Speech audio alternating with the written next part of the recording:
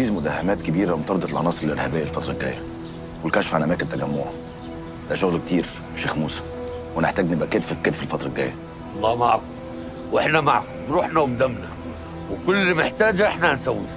بعيدا عن المعلومات اللي انا متاكد وواثق ان انت مش هتتاخر علينا بيها، محتاجين كبار سينا يتكلموا مع الاهالي، يفهموهم ان الاجراءات اللي الجيش بيقوم بيها دي لمصلحتهم، وان المداهمات دي زي ما هدفها ان احنا نقضي على الارهاب، هدفها الاساسي امنهم وسلامتهم. فهمتك. انت خايف ان الملاعين هدول يستغلوا اللي حاصل ويحاولوا يوجهوا من اهل سينا والجيش. هم فعلا شغالين على كده على محطات بره على الانترنت، كأن الاجراءات دي ضد اهالي سينا مش ضد الارهاب. اسمع يا ولدي، انت لا تخاف على اهل سينا. اهل سينا خابرين الجيش كويس، وادي ما هي اول مره حد يحاول يوجه بين اهل سينا وجيش بلدهم.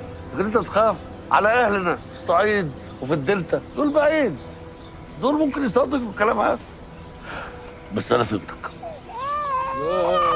السلام عليكم. السلام ورحمه الله وبركاته. ما شفت موسى الصغير؟ ها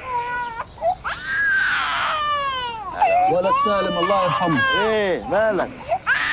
لا هو دمه حامل بس. طلع لابوه.